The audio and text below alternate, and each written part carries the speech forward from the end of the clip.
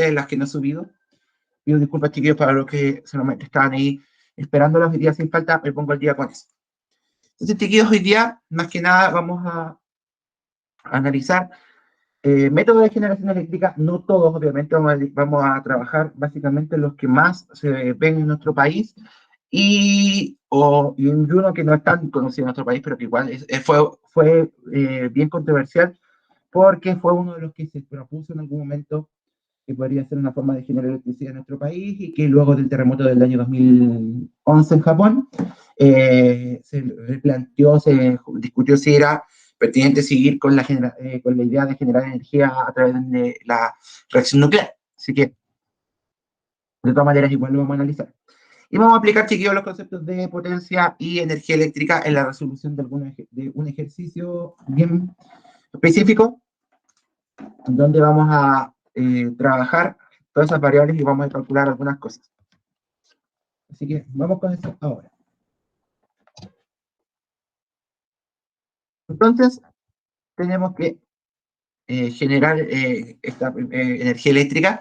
Ya habíamos explicado, chiquillos, que así como los circuitos eléctricos más sencillos, también los grandes circuitos eléctricos que son los generadores de electricidad, basan su funcionamiento, obviamente, en la generación de electricidad a partir de lo que es la ley de Ohm. O sea, hay grandes fuentes de voltaje, hay una gran cantidad de corriente circulando a través de estos circuitos, pero lo más importante, chiquillos, es tener claro que hay algo que permite esta generación de electricidad. Es decir, así como nosotros sabíamos que en los circuitos normales, los circuitos como más sencillos, los circuitos que generan los artefactos eléctricos, hay una corriente eléctrica, una energía eléctrica que permite que se genere electricidad, y esta electricidad, cuando pasa por la resistencia, se transforma en otro tipo de energía. Para poder generar electricidad, otro tipo de energía va a generarla y luego esa energía eléctrica va a transformarse nuevamente en la forma que la requieran los artefactos. Es decir, la energía eléctrica no surge así de manera espontánea, así como que la podemos encontrar en la naturaleza, sino que se genera a partir de distintos mecanismos y transformaciones de energía que van a depender obviamente de la forma en que se genere la energía. Una de ellas, la tenemos bien a mano. No te preocupes, Feña, recuerda que está grabándose la clase. Como dice ahí, la generación de energía eléctrica, chicos, consiste en transformar otros tipos de energía en energía eléctrica, o sea, el paso previo a lo que nosotros veíamos de que el circuito funcionaba con esta corriente y se transformaba en algún tipo de energía útil para él, o no, cuando veíamos lo de la ley de Joule con el calor, es que otro tipo de energía van a transformar su energía en energía eléctrica. Las centrales de generación, o también llamadas centrales de generación de electricidad, o centrales eléctricas, son instalaciones, chiquillos, que son especialmente diseñadas para esto. Es decir, las plantas generadoras de energía lo que hacen es utilizar alguna de estos tipos de energía que vamos a ir analizando para transformarla en electricidad, perdón, y que esa luego sea transmitida a través de las grandes torres de alta tensión que van a transmitir la energía eléctrica a los distintos circuitos que van a terminar funcionando después. Es decir, una planta de generadora de energía eléctrica, chiquillos, es aquella que transforma otro tipo de energía y produce la energía eléctrica que finalmente los artefactos eléctricos van a utilizar. Entonces, son muchos los tipos, chiquillos, más de 6 tipos de plantas distintas que generan electricidad, pero nosotros vamos a concentrarnos en las más conocidas para nosotros en nuestro país, y una que también es la energía nuclear, que también se ocupa en algunas partes del mundo, pero obviamente tiene grandes desventajas en ese sentido. La primera, chiquillos, y más conocida por todas y todos, es lógicamente las centrales hidroeléctricas, muy abundantes en el sur de nuestro país, chiquillos. Aprovecha la energía cinética, es decir, la energía del movimiento del agua, de una corriente de agua que puede ser un río, de manera natural, o sea, aprovecha la gran energía que pueda transmitir el agua cuando se mueve a través de un río, o bien se generan lo que son las grandes generaciones de electricidad, que son a través de generar diques, embalses, que hacen que el agua caiga a grandes velocidades, es decir, se por decirlo, se modifica el curso normal del agua, de tal manera que pueda acumularse mayor energía cinética y el agua pueda moverse más rápido de lo que se movería de manera normal, y eso provocaría movimiento. ¿Qué va a hacer esto? Que el agua va a llegar a la turbina generadora de la central, y la gran energía que lleva el agua va a hacer que esta turbina se mueva y va a generar energía. La energía cinética va a generar movimiento que va a mover un núcleo de electrones que va a permitir que estos puedan circular y generar la electricidad. Es decir, la gran función que tiene el agua aquí, la corriente de agua, es que se aprovecha su energía cinética, la cual se transforma en energía eléctrica, ya que la energía cinética mueve los electrones del generador hidroeléctrico y hace que fluyan y se genere este circuito y empieza a fluir la electricidad. La ventaja, obviamente, es que se utiliza un recurso natural que, después de utilizada el agua en el central hidroeléctrica, se puede devolver esa agua al río sin modificar su composición y tampoco generando daño, como cambiando sus características, como que ya el agua no sea de consumo o no permita la vida en ella. Pero la gran desventaja es que cuando las plantas generadoras se colocan en lugares donde el agua no tiene suficiente energía, se deben hacer modificaciones a los suelos y a los terrenos donde están los ríos, pudiendo afectar a la flora y la fauna. Muchos se recordarán de que muchas plantas hidroeléctricas, proyectos que fueron finalmente cancelados, modificaban la estructura de distintos valles y cuencas, elevando los niveles del agua para que después cayera a gran velocidad, pero que provocaba estos chiquillos que se iban a inundar distintas zonas donde iban a morir mucha vegetación y obviamente se le iba a quitar hábitat a distintos animales terrestres. Entonces, sus pros y sus contras. Su gran pro, en este caso, chiquillos, es que es una fuente de energía limpia que no afecta al ecosistema en gran parte, es decir, igual se modifica el ecosistema muchas veces, pero termina igual siendo modificado y puede esto obviamente producir un daño a la estructura de la flora y la fauna naturales del donde se genera electricidad con esto.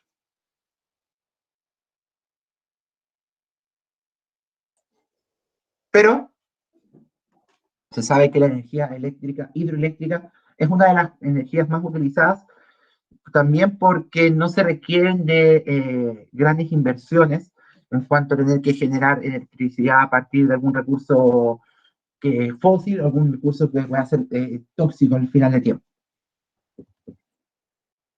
Otra energía también muy utilizada y que en nuestro país, en el norte de nuestro país, es muy utilizada para aquellos que han tenido la suerte de poder viajar al norte de nuestro país, podrán conocer los grandes generadores de electricidad a través de energía eólica. Ocupan un mecanismo muy similar al que ocupan las generadoras hidroeléctricas, solo que en vez de aprovechar el viento, aquí el agua, perdón, se aprovecha la energía cinética del viento, se aprovecha la energía del viento, que en vez de tener un hidrogenerador, ahora tenemos un aerogenerador, el cual acumula la energía del viento, transformándola después en energía eléctrica de una manera muy similar a lo que pasaba con la hidroeléctrica, es decir, los electrones se movían en este generador y empezaba a generar movimiento, lo cual producía electricidad y energía eléctrica. Grandes ventajas, obviamente, al igual que lo anterior, es que se provoca un recurso prácticamente inagotable. Se ubican en zonas donde el viento es predominante, donde no hay que generar viento de manera artificial, donde la intervención del terreno es prácticamente nula, solamente se instala la torre ahí y se coloca. Pero la gran desventaja, chiquillos, es que muchas de estos generadores generan mucho ruido cuando giran las aspas, lo cual no se pueden ubicar en zonas cercanas a zonas habitadas, porque el ruido es muy constante y puede ser incluso molesto para la gente que habita ahí. Y que también estos grandes generadores generan corrientes, también generan, por así decirlo, un movimiento, este ruido también genera ondas que alteran también los vuelos de los pájaros, y también muchos pájaros que cuando se colocan estos generadores, donde generalmente ellos hacen su ruta de vuelo cuando emigran, los pájaros ellos lo hacen de manera normal y muchas veces son lastimados, incluso mueren por causa de el golpearse con estas aspas cuando están girando a muy altas velocidades. Entonces, también tiene muchas ventajas, al igual que la energía generada por hidroelectricidad, pero las desventajas son que el gran ruido les impide colocarse en cualquier zona y también afecta también la migración natural de las aves que viven por la zona donde están ubicadas. La gran polémica, una de las energías más polémicas también, muy utilizada también todavía en nuestro país, ustedes sabrán también que hay zonas de nuestro país que lamentablemente siguen ocupando este tipo de energía, que es la energía termoeléctrica. En este caso, la energía termoeléctrica requiere de que se queme un combustible fósil, es decir, ¿qué provoca esto? Una gran caldera adentro de esta central debe quemar algún combustible fósil, que puede ser el más utilizado, carbón, se ocupa gas natural también, petróleo también. ¿Y qué hace esto? Esto va a generar un gran calor que va a hervir agua de una gran caldera. Este vapor a altas presiones va a empezar a subir, porque ustedes saben que el calor sube, y eso va a hacer que el calor genere una gran corriente de aire caliente, y eso va a mover una aspa y va a generar electricidad de esta manera. Es decir, el generador termoeléctrico funciona muy parecido, para funcionar, ocupa el mismo principio que el generador eólico. Es decir, se debe mover una gran aspa que va a mover los electrones y generar electricidad. Pero la manera en que se hace que girar esa aspa es distinta a la eólica. En la eólica se ocupa el viento de manera natural. Aquí se ocupa la corriente convectiva, las corrientes de calor, que genera el vapor de agua cuando sube por la caldera, luego de que el combustible fósil se calienta y hace que la agua se evapore. Gran desventaja, obviamente, es que es muy contaminante. La gran ventaja que tenía esto hace unos años, que era más utilizada esta, era lo barato que era el combustible. O sea, se ocupaba carbón, que es un recurso fósil muy barato. Entonces se ocupaba porque era más, la inversión que se debía realizar en esta planta era muy baja. O sea, se generaba electricidad a muy bajo costo. Pero con el gran costo, por otro lado, de que era una central muy contaminante. Una que yo creo que más de alguna de haber visto en redes sociales, que se viralizó mucho hace unos días de esta planta termosolar en nuestro país, y que se inauguró en el desierto de Atacama. Una energía nueva que se también está ocupando, que es la energía termosolar, que ocupa un principio muy similar a la de la termoeléctrica, solo que en vez de ocupar un combustible fósil para calentar el agua de la caldera, aquí se ocupa el calor que se obtiene a partir de los paneles solares. Es decir, se ocupa la luz natural del sol para calentar el agua de la caldera y generar el mismo proceso que generaba la central termoeléctrica. Es decir, su mecanismo de funcionamiento es exactamente el mismo de la termoeléctrica, solamente que lo que cambia es la forma de generar calor para calentar la caldera donde está el agua, que luego va a provocar el mecanismo que acabamos de explicar. Aquí se provoca la energía del sol. Su gran ventaja es que es inagotable prácticamente, que es limpia, no se generan residuos, ningún residuo contaminante, pero la gran desventaja es su alto costo. Todavía los paneles solares son de muy alto costo. La tecnología para poder generar electricidad a partir del aprovechamiento del calor del luz solar sigue siendo muy, muy alta. Entonces eso provoca que, si bien genera mucha electricidad, muy limpia, es muy cara. Entonces, pero se espera, chiquillos, que esto vaya disminuyendo en precio con el pasar de los años, porque la tecnología va a ir avanzando. Lo mismo que ocurrió porque al principio, cuando se empezó recién a ocupar la energía eólica para generar electricidad, era muy cara también. Pero con el pasar de los años, también el valor de la generación de electricidad por energía eólica fue cada vez bajando. Así que se espera que dentro de algunos años más el termosolar sea también el que la lleve en cuanto a generación de electricidad. Finalmente, chiquillos, las centrales termonucleares también ocupan el mismo principio que de los dos anteriores, solamente que ahora se ocupa un combustible un combustible nuclear, que puede ser el plutonio. El deuterio también se ocupa, que son elementos radioactivos que generan muy alta temperatura cuando reaccionan y generan fisión nuclear, Ustedes saben que hay dos reacciones nucleares, una es la fusión, en donde dos átomos radiactivos se unen y liberan energía, y la fisión es cuando un gran átomo radioactivo se libera energía, se separa y libera calor en este proceso. Se ocupa combustible nuclear, que son grandes elementos radioactivos que a través de reacciones nucleares se separan sus núcleos, se separan sus partículas, lo cual al liberarse generan grandes cantidades y grandes, digo, muy altas cantidades de calor, lo cual la gran ventaja que tiene comparado a las energías anteriores es que calientan muchísimo más rápido el agua de las calderas, lo cual genera la electricidad de manera mucho más rápida. Esa sería la gran ventaja, que el calor que se libera para calentar la caldera se tarda mucho menos tiempo en hacer porque la reacción de fisión libera de manera controlada también grandes cantidades de calor, mucho mayores que las dos anteriores, lo cual calienta más rápido el agua de la caldera. Pero la gran desventaja que yo creo que todos aprendimos y fuimos entendiendo luego del accidente nuclear de Fukushima, el año 2011, luego del gran terremoto en la región de Tohoku, que fue la región donde generó el terremoto en Japón, fue que esta reacción, lo que no se ocupa para generar el calor, se pierde por desecho radioactivo. Desecho radioactivo es todo lo que sobró. Pues, imaginemos, chiquillos, que el desecho radioactivo es como el carbón ya usado de una parrilla o en la central termoeléctrica. El desecho radioactivo vendría siendo como el carbón que se sobró, que ya se ocupó, que ya no se puede ocupar de nuevo. Entonces, el problema de los desechos radioactivos es que su manejo es muy delicado, se deben ocupar sarcófagos o cámaras que lo aíslen para que lentamente se vayan desintegrando, ya que su vida media va haciendo que cada vez se desintegren de manera natural, por así decirlo, pero el tiempo que se demoran en desintegrarse estos átomos, estos residuos, es muy largo, es un tiempo muy largo. Alrededor de cientos de años se demoran esto, y el problema es que hay que almacenarlos con mucho cuidado porque cualquier fuga, cualquier accidente va a provocar un desastre, como el que ocurrió en la planta de Chernobyl y también lo que ocurrió en Japón, que hace poco estuve leyendo que tuvieron que liberar agua radioactiva al mar, pero que se estudió que supuestamente esa agua no era tan peligrosa porque se había bajado su radioactividad. ¿Por qué?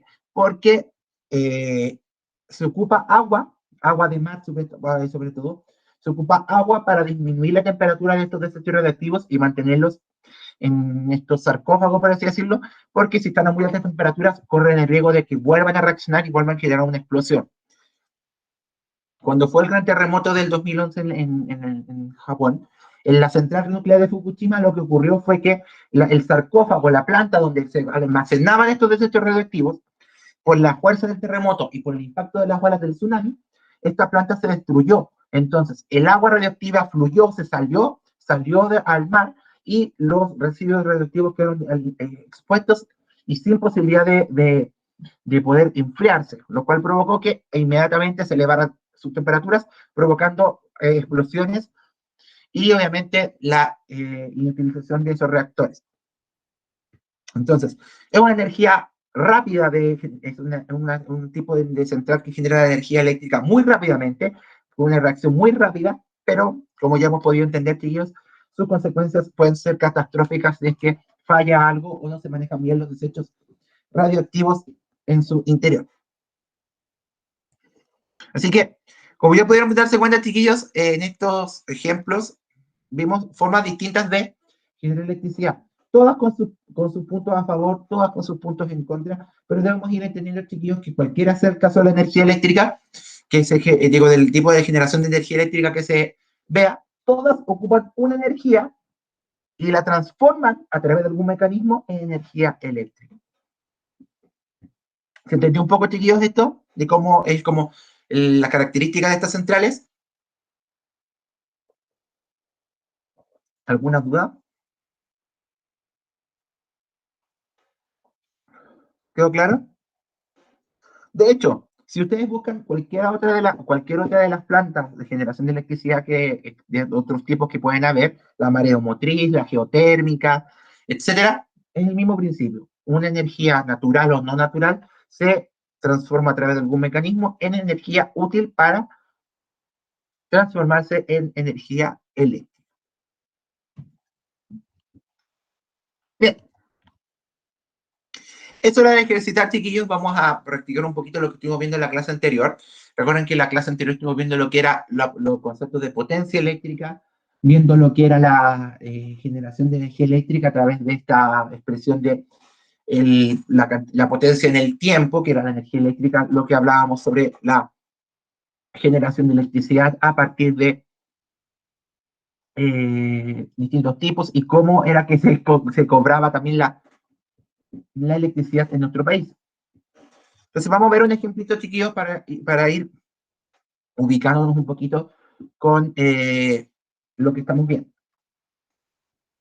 Dice, en una casa se conectan dos lámparas, cuya diferencia de potencial es 220 volts a la red eléctrica, es decir, que funcionan con ese voltaje. Por la primera lámpara circula una corriente de 0,5 amperes y por la segunda una de 0,25. Respecto a la situación planteada, vamos a determinar la potencia eléctrica de cada lámpara y su consumo en 2 horas. Es decir, vamos a... Falta ahí una diapo para poder escribir. Vamos a ver eso de ahí. Lo que vamos a hacer entonces, chiquillos, es que vamos a determinar entonces la corriente, la potencia eléctrica para cada lámpara, o sea, cuál es la potencia que tiene cada una de ellas, y vamos a determinar aparte su consumo en watts por hora y en watts por segundo. ¿Me recuerdan, chiquillos, cuál de esas dos unidades de energía eléctrica es la con la que se cobra la corriente, la cuenta de la luz aquí en Chile? Y en todo el mundo, ¿verdad? ¿Con cuál tipo de energía eléctrica con cuál valor se consume, se paga? ¿Sobre qué valor? ¿Sobre el watt por hora, el watt por segundo? ¿Se acuerdan de eso? Por hora, ¿cierto? El watt por hora. Dijimos nosotros que según la cantidad ¿cómo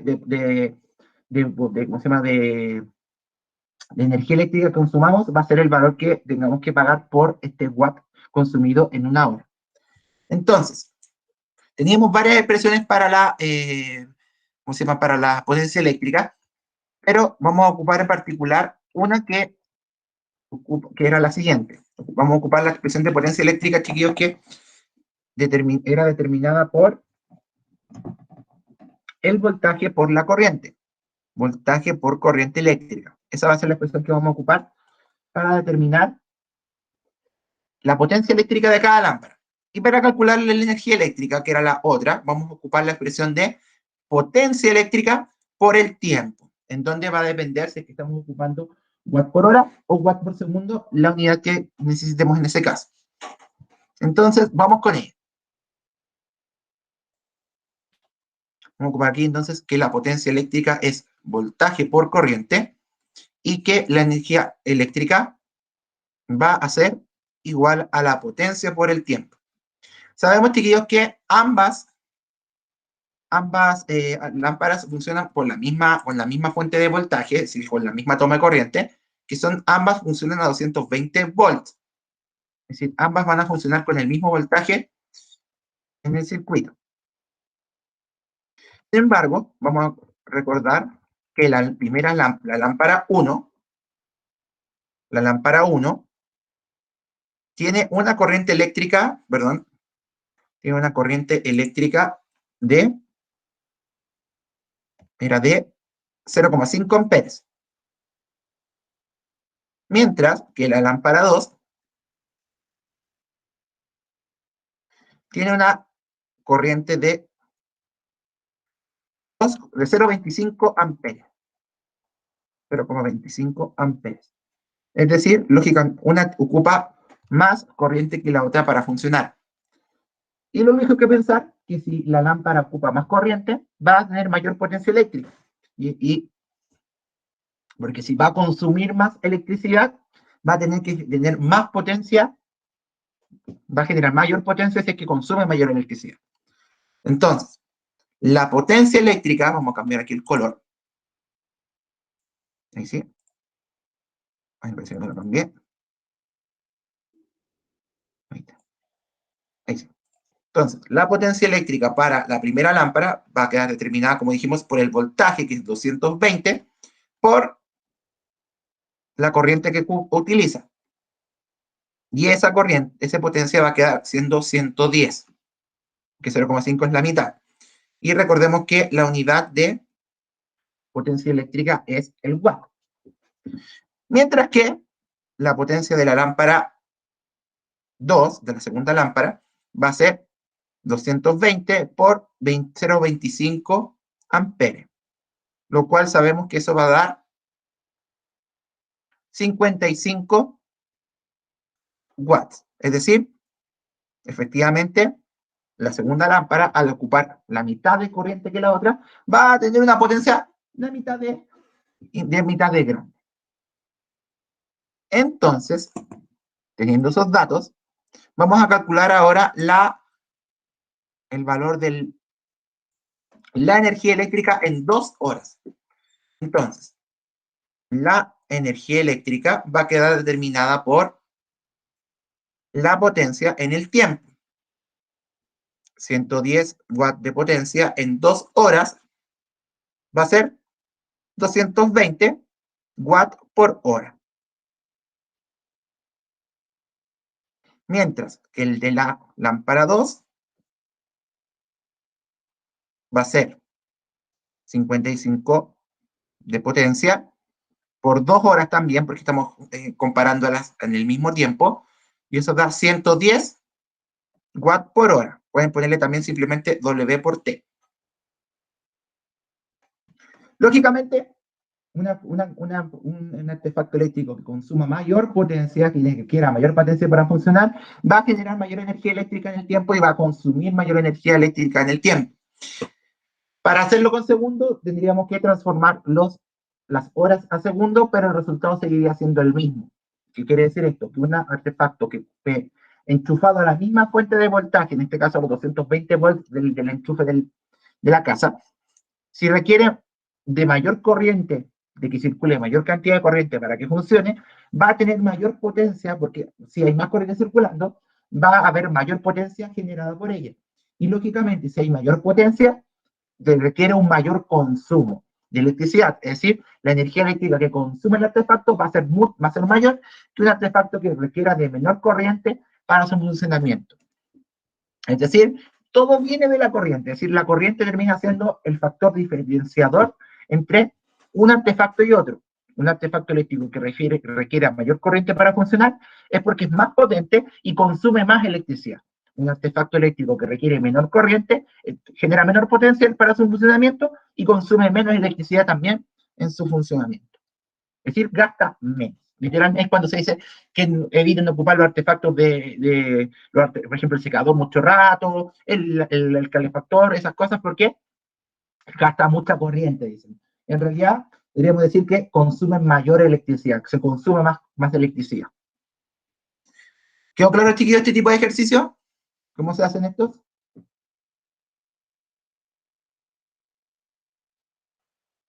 Obviamente, como buena ecuación, chiquillos, ahí ustedes pueden despejar si hay algún valor incógnito o algo que falte ahí, pero lo importante es ir entendiendo también las relaciones, es decir, un artefacto, ¿qué significa un artefacto de alto consumo contra un artefacto de bajo consumo eléctrico? Entonces, chiquillos, para que puedan practicar para la evaluación que viene pronto, voy a dejar ahí en unos días más, yo creo que en uno o 2 días más, voy a dejar en el Classroom una guía de ejercitación para esta evaluación, para que vayan con su compañero o compañera que vayan a trabajar, o si no, de manera individual, vayan ya practicando estos temas, porque la evaluación va a consistir una parte bien breve de ejercitación, de algunos ejercicios de potencia y energía eléctrica, y otra parte va a ser analizar la generación de electricidad a partir de lo que vimos, y también compararla entre sí con sus ventajas y sus desventajas. Así que vayan practicando, tío. Yo me comprometo a subir esas clases lo antes posible, pero lo ideal es que vayan practicando y viendo también cómo es que se van realizando estos ejercicios con la guía que voy a hacer, y entonces también vayan investigando un poco más acerca de la generación de electricidad a través de estos tipos de tipos de energía, de centrales eléctricas, y también de otras que no hayamos visto, como puede ser la marea motriz, por ejemplo, que también se ocupa se ocupa la energía de las olas del mar, la geotérmica, que se ocupan las grandes, los grandes yacimientos de agua caliente, por ejemplo, y otras que pueden ir surgiendo en el camino. Chiquillos, entonces dejamos la clase hasta acá. Cualquier duda que tengan me van preguntando obviamente por el correo, cualquier medio oficial. Y atentos a la guía y vayan pensando también con quién trabajar, o si van a querer trabajar de manera individual también, no hay problema, para que cuando se suba la pauta, cuando se suba el trabajo, ustedes después puedan realizarlo y después cargar sus respuestas al Classroom. Así que el trabajo, el último trabajo, que es para el 29, que se entrega el 29, porque la pauta se las voy a dar la próxima semana, esta última evaluación, es un trabajo en pareja de la materia, de última materia, puede ser individual en parejas, que se va a entregar la pauta la próxima semana, y van a tener toda la semana para hacerlo hasta el 29 de junio, que es la fecha tope para entregarlo. Así que vayan viendo ya para trabajar, que es la última evaluación, que queda un trabajo bien cortito, chiquillos, así que no se preocupen, no les va a quitar mucho tiempo. Bien, chiquillos, dejamos la clase hasta acá, esperando que todas y todos estén muy bien. No, Javiera, solo dije pareja y va a ser así, se va a respetar la regla en este caso. Así que van a tener que, lamentablemente, quedar alguien individual, porque el trabajo no da para más de 2 personas. La verdad es que el trabajo da para incluso hacerlo solo. Así que la idea era pensar con parejas como también para que se puedan ayudar. Y también recuerden, chicos, los que llegaron tarde, que el trabajo puede ser cruzado, es decir, pueden trabajar con los del A o los del D según su curso, no hay problema con eso también. Así que eso, chiquillos, espero que estén súper bien, cuídense mucho y nos vemos la próxima semana ya para explicar el trabajo final del semestre. Que estén bien, chicos, nos vemos. Chao, profe. Chao, profe. Que esté bien. Chao, profe, Gracias. cuídese. Estoy bien. Nos vemos.